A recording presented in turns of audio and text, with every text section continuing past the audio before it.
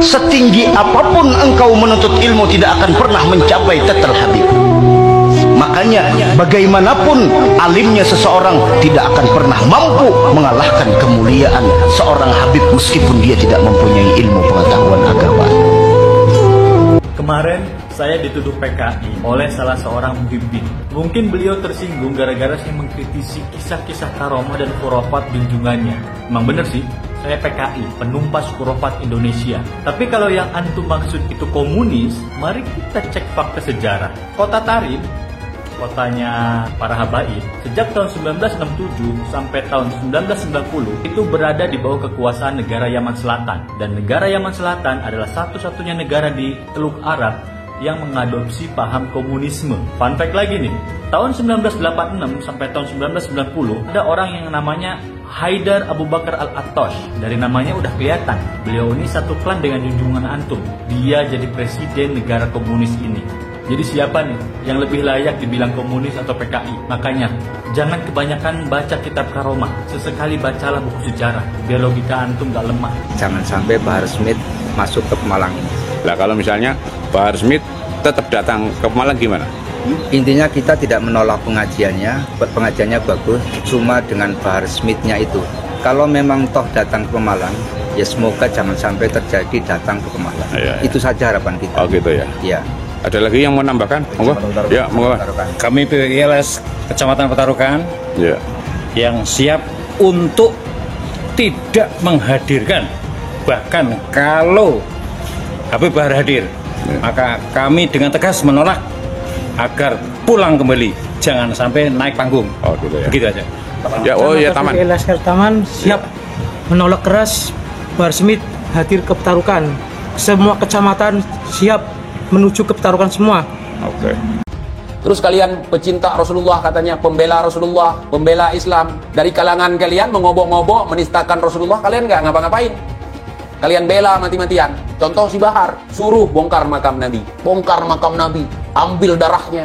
Itu sadis sekali pernyataan. Kalau ente cucu Rasulullah nggak mungkin ngomong seperti itu. Na'udzubillahi min dzalik. Tidak merasa memiliki, tidak merasa itu datuk kita, tidak merasa itu harus dihormati. Kurang ajar memang kalian, biadab. Kalau pakai sorban mirip siapa deh ya? Mirip iklan Indomie, Supermi dulu. Supermi, masih ingat kalian Supermi? Entah Supermi, entah Sarimi. Bentar ya, Icon. Kan katanya Icon, Sarimi. Sarimi. Bentar. Kalian nggak kepikir kan? Mirip dia. Nah, tuh baru mirip dia. Betul tidak, saudara? Betul tidak, saudara? Kalian nggak perhatian selama ini? Lihatlah Sarimi. Begitulah ikon Sarimi. Itu dia. Terminologi ahwal yang disematkan kepada bangsa Indonesia merupakan penghinaan yang nyata yang dilakukan oleh Bani Ba'alwi kepada bangsa Indonesia. Maka menurut saya kaum ahwal, yakni bangsa Indonesia yang menjadi muhibbin, pecinta bagi kaum Ba'alwi, mencintai secara buta, mengagung-agungkan mereka, memuliakan mereka, bahkan sampai surga pun mereka gantungkan dengan Ba'alwi. Seakan-akan surga itu haknya kaum Ba'alwi. Maka mereka menggantungkan keselamatan syafaat kepada kaum Ba'alwi. Mereka adalah budak-budak Ba'alwi. Mereka diperdaya oleh Ba'alwi dengan indoktrinasi agama. Sekali lagi, kaum Ba'alwi memposisikan kaum ahwal yang kemudian mereka doktrin untuk menjadi muhibbin mereka.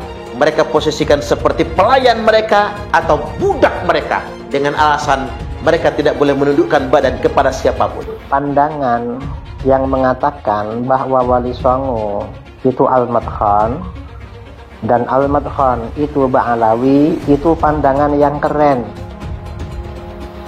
Mengapa keren? Kitabnya jelas. Ada kitab jelas. Dan kitabnya level internasional, diakui di dunia internasional. Kalau yang mengatakan Wali Songo bukan Ba'alawi atau misalnya dari Al-Jailani, nggak ada kitabnya. Kitab, dan bukan cuma ini kitab yang menerangkan Wali Songo ya, kitabnya para ulama internasional yang keren-keren. Ini hanya salah satu aja.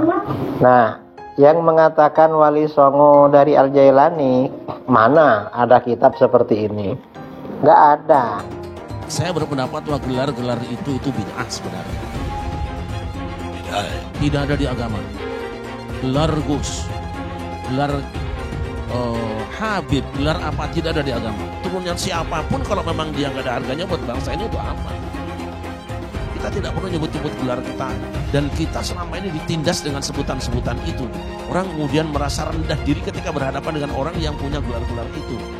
Ini ternyata silsilahnya bohong. Habaib juga sekarang kan dipersoalkan silsilahnya. Labang ini dagang minyak, dagang obat, saya kok segini pengen jadi pahlawan. Kenapa? Kalau dikasih mic di mimbar Jumat, nanti disangkain dia lagi dagang obat. Nantinya dia kayak tukang obat, marah-marah di mimbar. Tukang obat ngeritik, hei mati, hei anjing, hei. Aduh, itu bukan akhlak nusantara, dan kita tolak mereka untuk hadir di mimbar-mimbar Rasulullah yang ada di Indonesia. Agar apa? Agar kembali Islam yang diajarkan kepada anak cucu kita nanti, Islam Nusantara yang penuh dengan kesantunan, yang penuh dengan toleransi. Indonesia menempati peringkat ke-100 dari 179 yang rentan terjadinya konflik komunalistik. Kita pernah terjadi gitu oleh PKI, DITII, Permesta, dan sebagainya. Ini merupakan suatu pengalaman bagi kita. Jangan sampai ini terjadi kembali. Jangan sampai ini terjadi. Di Timur Tengah hanya satu agama dan dua suku dan satu daratan. Bagaimana di Indonesia 6 agama, 17.000 pulau dan berapa ribu. Makanya saya ingin hadir karena berpegangan teguh kepada Pancasila dan Undang-Undang Dasar. Bahar bin Smith, Bahar, saya dirompas. Urusan kamu belum selesai dengan saya. Gak usah pakai acting film-film begitu. Datang sini di Manado, datang sini di Nganapetana di sini. Kita tunggu. Dan gak usah pakai cerita tanya supaya ada polisi di situ kan. Jelaslah polisi pisahin. Karena punya urusan sama kita belum selesai. Sesuai janji saya. Orang kelarkan karena secara adat. Jadi jangan kalian bikin istilah pribumi bangsat. Dalam tubuh saya bukan hanya mengalir darah Rasulullah. Saya punya ibu. Itu bukan Syarifah. Saya punya ibu, darahnya adalah suku Batu, ada darah suku Buton, ada darah Minahasa, ada darah Flores. Saya punya abah, punya nenek, itu ada darah Ternate. Saya punya abah, punya kakek, punya ibu, itu ada darah Sanyar Manganitu. Jadi ada 7 darah Indonesia Timur dalam tubuh saya. Jadi nggak usah mau pakai soal pribumi. Kalau bilang pribumi, saya juga pribumi. Jadi kalau kalian bilang musuhin habaib, nggak usah habaib yang lain. Datang aja ke kontestasi lagi. Kalau nggak pulang tinggal kepala, bukan saya bahagia lebih disebut. Wassalamualaikum warahmatullahi wabarakatuh. Buat teman-teman yang selama ini ngajakin tes DNA, terus apalagi ya ngomongin kita nih keturunan palsu, yuk tes DNA yuk, guys yuk. Gimana sebutin tempatnya, waktunya, bayarin tapi lo yang ngomong gue palsu, sekarang lo yang bayarin ya. Gas. Kapan, di mana? Yuk lah, kuy. Harus dihentikan ini pembahasan nasab. Yang harus dihentikan adalah pengakuan Ba'alawi sebagai turunan Nabi yang tidak terverifikasi, yang harus dihentikan. Karena secara kajian nasab dia terputus, secara kajian DNA dia bukan bangsa Arab Acan. Dia bukan keturunan Bani Quraisy. Dia bukan keturunan Bani Hashim. Dia bukan keturunan Ba'alawi. Dia bukan keturunan Nabi Muhammad. Ini yang harus dihentikan, pengakuan sepihak sebagai keturunan daripada Nabi besar Muhammad SAW.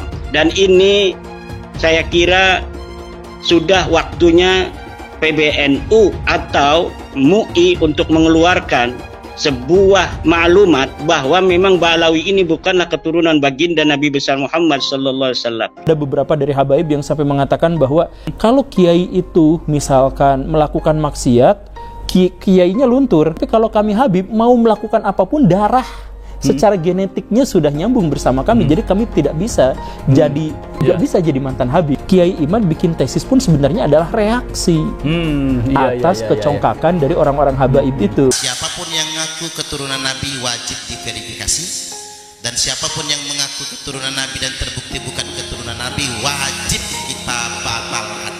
Terus adakah pidananya terhadap pengakuan Ba'alwi tersebut? Dan kalau ada, sudahkah kita laporkan? Akan ada musyawarah alim ulama tingkat nasional yang mengusulkan bahwasanya siapapun yang mengaku sebagai anak keturunan Nabi dan tidak terbukti termasuk dalam penodaan agama. Setelah ada munas alim ulama dan sudah ada keputusan bersama, maka dengan bekal hasil keputusan itu kita bisa melakukan pemidanaan. Siapapun ke depan yang mengaku cucu Nabi bisa dipidanakan dengan pasal penodaan agama. Sayyidina Ahmad bin Isa al-Muhajir ini punya anak, salah satu nama anaknya Ubaidullah. Lalu kemudian punya anak namanya Alawi. Maka keturunan daripada Alawi ini disebut dengan Ba'alawi. Inilah yang banyak marga-marga pan-pan yang sampai ke Nusantara. Hai, Bahar Smith. Saya Mbak Gimbal, sang putra alam. Saya Mbak Gimbal menantang kamu duel. Kamu boleh menggunakan golok permata duamu yang kamu bangga-banggakan. Ya, saya cukup menggunakan golok ini. Kita duel 1 lawan 1. Kita bangsa Indonesia tidak boleh diam melihat fenomena ini. Kenapa? Ada indikasi mereka mau menjajah Indonesia. Indikasinya jelas sekali. Ada yang bagian memalsukan kuburan. Di mana-mana dibikin kuburan-kuburan palsu. Alhamdulillah, menurut keterangan beliau juga sudah banyak yang dibongkar. Yang kedua, berita-berita khurafat, dongeng-dongeng khurafat. Untuk apa? Ini yang namanya Ba'alawi leluhurnya luar biasa, bisa hijrah Mi'raj 70 kali, bisa memadamkan api neraka yang nggak pakai akal. Itu sesuatu yang luar biasa dan dahsyat. Mereka pun menjadi takluk, tunduk, siap diperintah apapun. Tujuannya itu. Dan yang lainnya, ada yang membuat provokasi-provokasi. Saya bersama rakyat, kita dengan rakyat. Jangan coba-coba ganggu rakyat. Seakan-akan berpihak kepada rakyat. Dia mengadu domba kita pribumi. Sementara mereka akan memetik hasilnya. Saya sebagai putra Indonesia, was-was, ngeri, dan waspada. Ini ternyata doktrin-doktrin ini tidak sembarangan. Klaim-klaim mereka sebagai keturunan Nabi ternyata ada tujuan-tujuan untuk menguasai Indonesia. Perlu ana luruskan, dan Robito juga harus tahu. Robito berpegang teguh kepada Thariqah Ba'alawi. Silahkan buka kitab Manhajus Sawi. Itu Manhajus Sawi, kitab Thariqah Ba'alawi. Di situ kan Syabil Hasan As-Sindi ketika beliau ditanya, Arifun jahilun afdal min sab'ina alim, atau satu syarif yang bodoh itu lebih utama daripada 70 orang yang alim. Itu yang berkata Syabil Hasan As-Sindi. Tuh.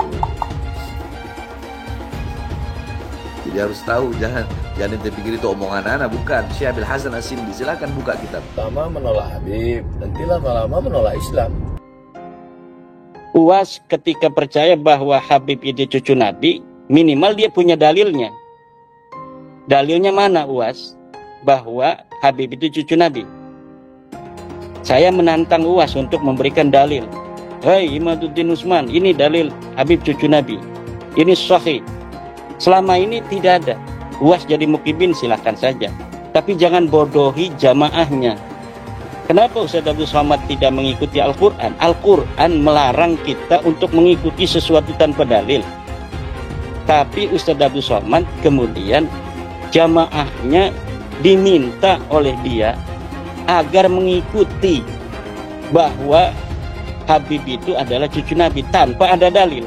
Yang jelas adalah apa yang dikatakan oleh UAS, bahwa tidak percaya kepada nasab habaib itu sama dengan tidak percaya pada Islam, itu tidak ilmiah, tidak berdasarkan ilmu pengetahuan, dan membawa jamaahnya kepada taklid buta yang dilarang oleh agama Islam. Pak Habib Bahar yang sangat kontroversial itu kakinya diciumin oleh santri-santri yang ngantri jalan bebek. Sakit hati ketika melihat ada orang keturunan Yaman kemudian disujudi, diciumi kakinya oleh orang-orang pribumi pesek. Bayangkan kemudian ada ulama-ulama Nusantara yang harus cium tangan, cium kaki terhadap Habib-Habib yang berjejer duduk di sofa dengan begitu megahnya. Mereka marah, mereka sakit hati karena apa? Karena ada orang sujud di depan orang lain atas nama keturunan Nabi. Ada Habib yang mengatakan, bangsa ini bisa menjadi bangsa yang kuat, yang teguh, tidak kena bencana dan sebagainya karena mencintai para habaib. Para habaib, kan beliau Habib, Pak Novel Al-Idrus. Kemudian dikatakan, siapa yang berani mengkritik, mengkoreksi Habib, maka dia seperti iblis. Orang yang mengklaim sebagai keturunan Nabi tiba-tiba mengatakan kalau ada orang yang mengkoreksi habaib, maka mereka itu adalah iblis atau serupa dengan iblis. Pak Novel Al-Idrus, sorbannya kiai-kiai itu derajatnya ada di bawah kaki dari Habib. Bahkan ketika Habib itu penzina, tukang narkoba, tukang mabok, Habib terbodoh itu 70 kali lipat lebih mulia daripada kiai-kiai. Satu orang Habib yang bodoh lebih mulia daripada 70 kiai orang Jawa. Ngomong gak bener itu. Habib walaupun zina, walaupun minum arak, pasti masuk surga. Walhasil mereka ini menganggap diri mereka super. Kiai-kiai Jawa ini bukan Habib, di bawah mereka. Ini orang yang mengaku keturunannya ini, mulutnya kotor banget. Padahal ngakunya keturunannya Nabi Muhammad. Yang mengaku keturunannya, mulutnya kotor, caci maki sana sini. Habib bodoh itu masih lebih utama daripada orang yang berilmu. Kenapa kaki Habib yang maksiat, yang nakal, yang kotor dibandingkan kepala kiai yang pakai sorban masih lebih mulia? Kenapa kaki Habib yang maksiat tersebut? Satu kaki Habib itu lebih tinggi, lebih mulia dari 70 kepala kiai. Kan gitu, itu kan penghinaan betul. Kalau orang tidak terhina dengan ini, saya kira tidak, rasa kebangsaannya rendah. Karena itu dinyatakan, harusnya ditegur lah. Habib itu meskipun mabuk, berzina, itu jangan dimarahi. Karena kalau Habib itu pasti masuk surga. Nah, yang begitu itu membodohi bangsa Indonesia. Jangan membuat kasta-kasta di dalam keberagaman, yang satu lebih mulia, yang satu berhak masuk surga, yang satu masuk neraka, itu tidak boleh. Saya ini tidak tahu ya sejak kapan munculnya Habib ini sebagai kelas sosial yang tinggi gitu ya, melakukan diskriminasi, dan orang yang didiskriminasi tidak terima itu bisa mengadukan ke pengadilan. Bisa. Itu pelanggaran, itu tindakan melanggar hukum. Menganggap satu ras, satu suku lebih rendah dari kelompok lain. Habib gila kok, kalau turun Nabi gila sekalipun tidak apa-apa itu masuk surga, kan gitu. Kalau kayak Indonesia tuh apa? Kamu kan kalau tidak ada Habib, kamu nyembah batu kan? Masa iya begitu? Bahwa berdasarkan sejarah nasab, berdasarkan tes DNA, berdasarkan ilmu filologi, bahwa kaum Balawi saudara kita tidak terbukti sebagai keturunan Nabi SAW. Namun dengan demikian, mari kita tetap rekat ukhuwah Islamiyah, karena Allah Subhanahu wa taala berfirman, wa'tasimu bihablillahi jami'an wa la tafarraqu. Amin. Saya katakan saya mendukung Rhoma Irama untuk mengklarifikasi soal Habib ini. Karena saya terganggu dan tersinggung terhadap perkembangan ini sesudah Saya melihat tiap mau tidur saya lihat YouTube pertengkaran Rhoma Irama, Imaduddin, Gus Abbas dengan para habaib itu luar biasa, menimbulkan pro kontra. Lalu saya lihat apa sih masalahnya? Kalau saya sendiri pribadi, mau Habib itu turunan Nabi atau tidak, kalau salah ya kita koreksi, tidak apa-apa. Tetapi yang lebih dari itu, kemudian ternyata muncul klaim bahwa Republik Indonesia itu ada karena Habib. Wali Songo itu semuanya Habib. Padahal Habibnya baru datang sesudah Wali Songo meninggal. Gitu loh. Lalu diklaim ini turunan Habib ini. Imam Bonjol coba dibilang itu Habib Sahabuddin. Itu dari mana? Kok Imam Bonjol Habib Sahabuddin gitu. Lalu ada hurufatnya bahwa kakek saya yang nama Mugaddam itu bisa membentak malaikat mungkar dan nakir katanya. Mengklaim-klaim begitu, dan orang yang tidak tahu, orang awam banyak yang percaya karena ini Habib yang ngomong, Habib benar. Lalu rasa cinta saya kepada negara ini menjadi luntur. Seakan-akan ini karena Habib. Di situ saya tersinggung. Rasa cinta tanah air saya, kebanggaan kepada leluhur saya sendiri itu bangkit. Apalagi kemudian ada pemalsuan kuburan-kuburan tuh ya, nama kuburan biasa dibangun menjadi ini Habib ini, padahal tidak jelas siapanya. Kalau Habib itu lebih tinggi dari kiai, dan itu semua ada, Mas. Ngomong itu bukan hanya ngomong begitu, itu bukan hanya katanya-katanya, karena ketika Rhoma Irama berbicara itu, lalu ada seorang Habib muda dengan Rhoma Irama, kamu bohong, tunjukkan Habibnya siapa yang katakan gitu. Sudah, itu bukan Rhoma Irama yang membuktikan. Netizen ini Habib ini tanggal sekian bilang ini dengar. Ini Habib ini sampai 7. Seorang anak Habib yang artinya adalah keturunan Nabi Muhammad, walau bermabuk-mabukan, berzina, mencuri, berjudi, tetap akan jadi ahli surga, akan masuk surga. Apakah seorang Habib itu punya posisi istimewa dalam umat Islam? Apakah Habib sedemikian istimewa sehingga dia bebas dari kesalahan dan dosa? Itu adalah substansi yang sering dibicarakan dalam pembicaraan soal Islam. Misalnya ada Habib yang menyatakan, ada darah Nabi di tubuhku.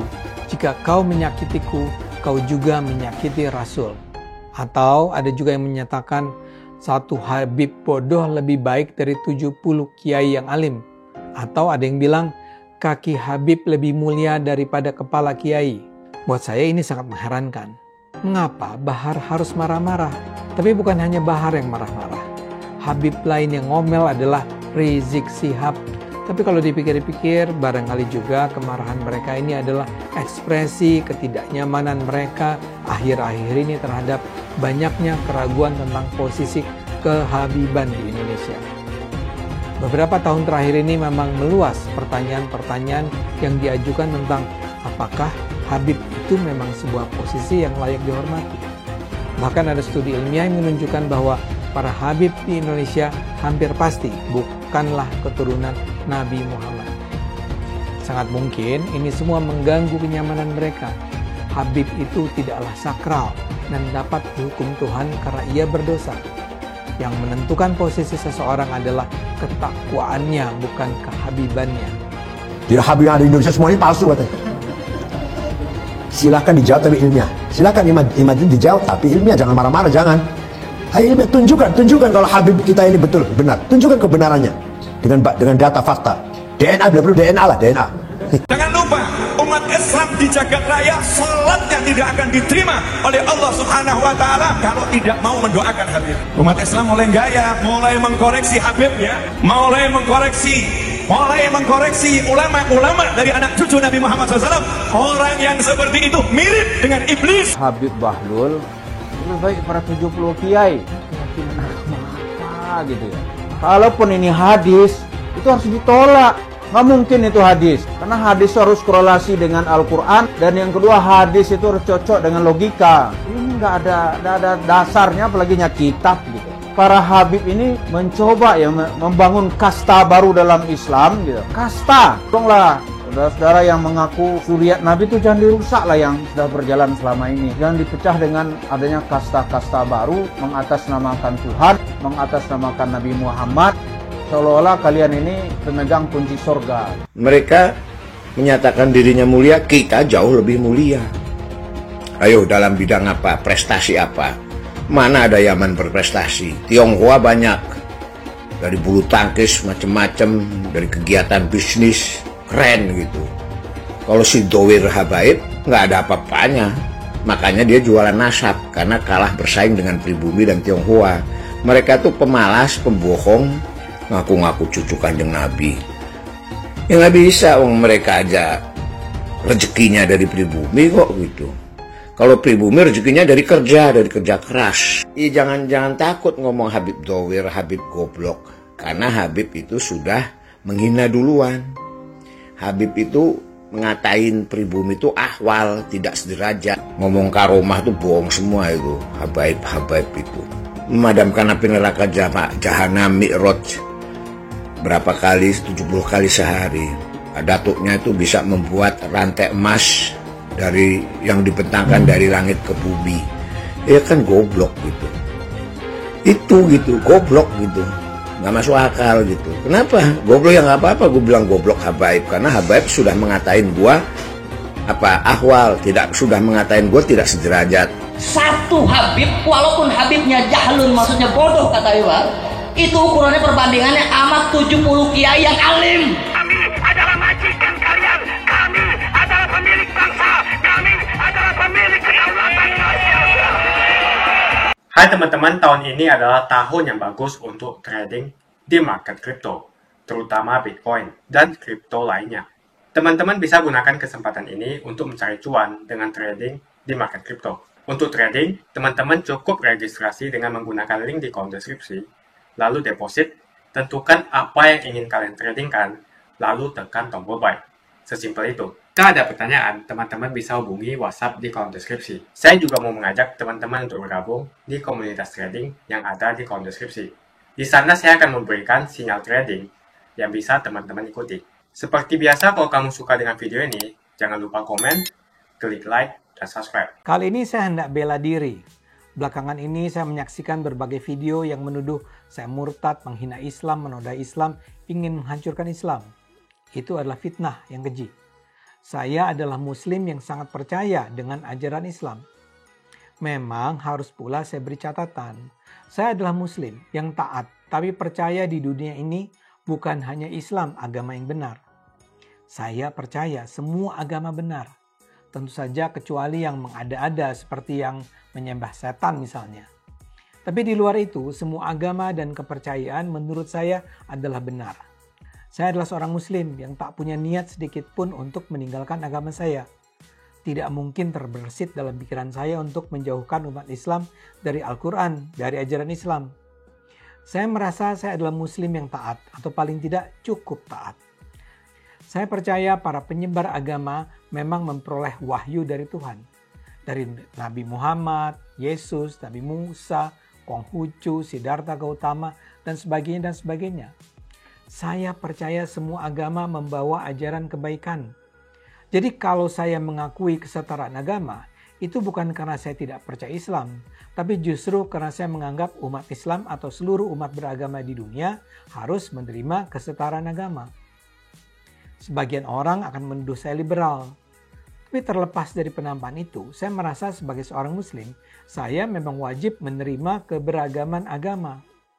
Tapi saya dituduh murtad atau melecehkan Islam bukan karena soal kesetaraan ini. Saya sholat 5 kali, walau mungkin saya cukup rileks menjalankannya. Saya lazim melakukan penggabungan sholat. Dalam Islam itu namanya jamak. Jadi saya bisa menggabungkan sholat duhur dengan asar, atau salat maghrib dengan isya.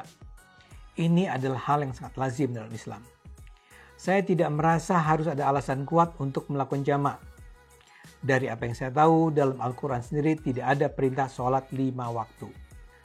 Tapi untuk kali ini saya tidak ingin terlalu jauh membahasnya. Kalau Anda tertarik untuk mendiskusikannya, saya sangat bersedia untuk menyampaikan argumen saya tentang sholat ini di video yang lain. Al-Quran hanya menyebut ada sholat di waktu-waktu tertentu dan jumlahnya menurut perhitungan saya bukanlah 5. Karena itu dalam dunia Islam ada banyak umat Islam yang memang menjalankan sholat 3 kali sehari. Tapi saya merasa perlu menjelaskan saya sholat untuk menyatakan pada mereka yang memfitnah saya bahwa saya adalah muslim yang menjalankan perintah yang disampaikan Nabi Muhammad. Saya dituduh menghina atau melecehkan karena saya menyatakan umat Islam tidak perlu menjalankan semua hukum dan ajaran yang termuat dan tertulis eksplisit dalam Al-Quran secara baku. Itu sebenarnya sudah saya sampaikan sejak lama, tapi kini kembali menjadi ramai karena saya diskusikan dengan Kumailah Hakimah. Serangan terhadap Kumailah luar biasa. Tapi saya tidak bisa menjelaskan sikap Kumailah ya. Saya ingin menjelaskan mengapa saya berpikir begitu. Jadi dalam pandangan saya, Al-Quran memang tidak pernah diniatkan untuk menjadi sebuah kitab suci yang dipercaya berisi hukum dan aturan yang baku sepanjang masa.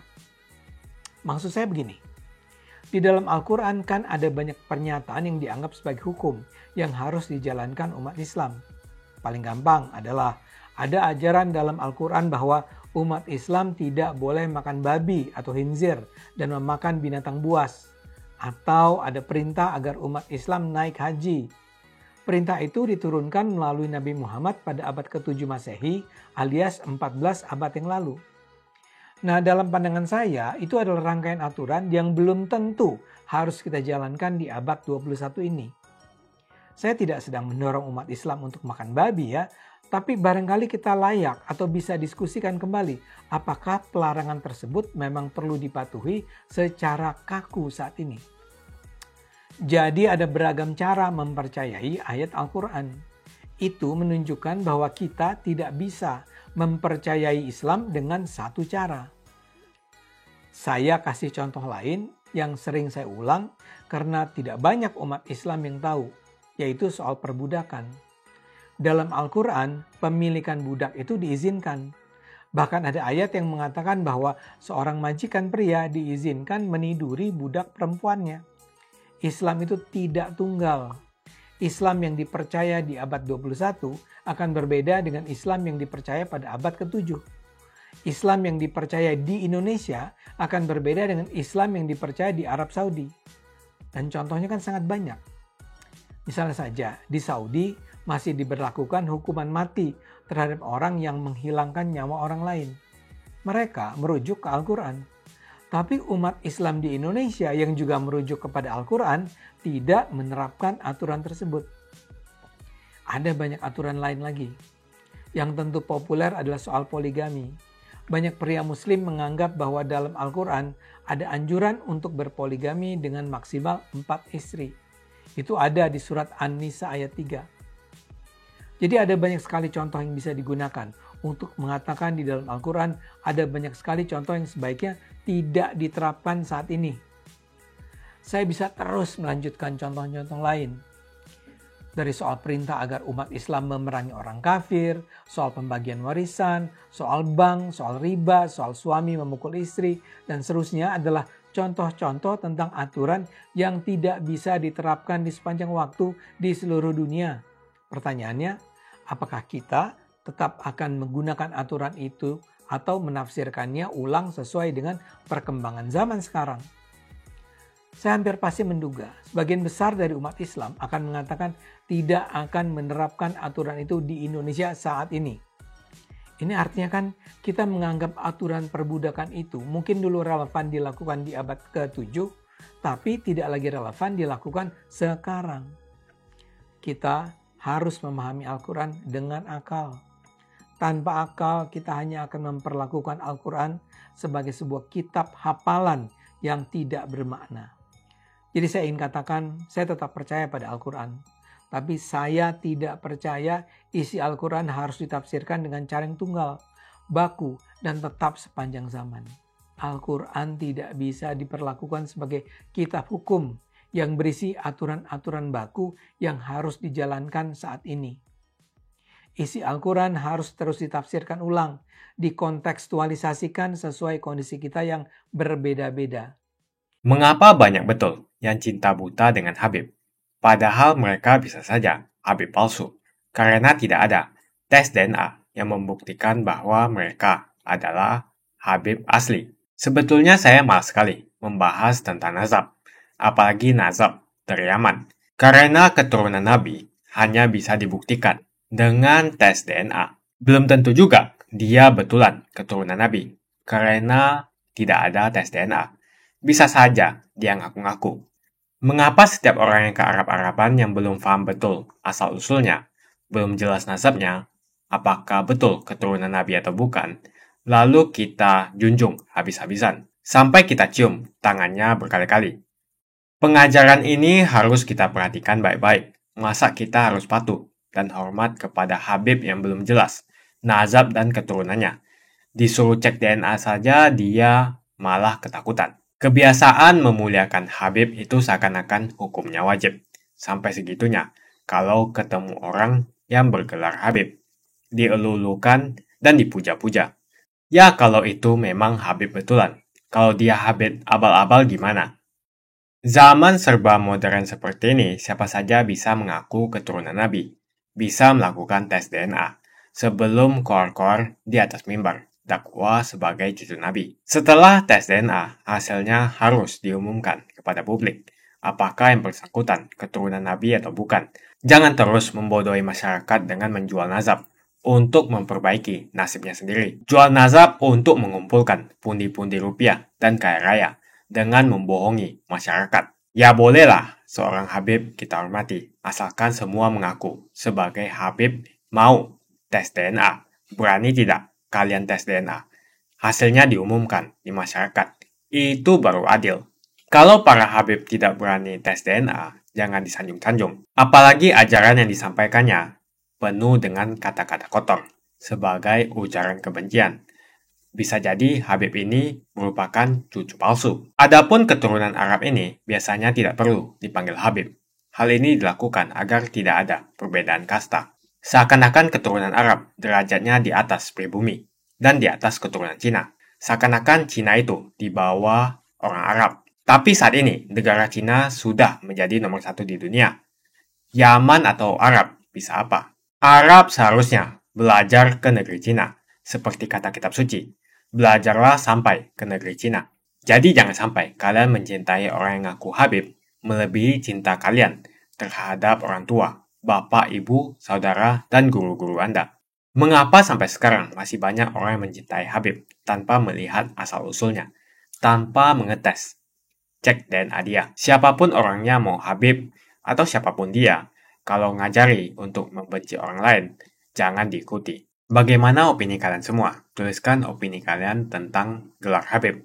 Apakah mereka pantas untuk dilakukan cek DNA? Untuk memastikan mereka betul keturunan Nabi. Jangan mau lagi kita dibohongi dengan nazab-nazab yang mengaku-ngaku sebagai Habib atau keturunan Nabi. Harus ada cek DNA yang membuktikan betul bahwasanya mereka memang keturunan Nabi, supaya rakyat tidak dibodohi lagi. Jika kalian setuju dengan pendapat saya, pastikan Anda semua like video ini. Dan pastikan Anda membagikan video ini ke teman dan family Anda supaya mereka semua mengetahui tentang informasi ini. Tekan tombol subscribe dan bunyikan lonceng notifikasi supaya kamu tidak ketinggalan info dari channel Suara Minoritas.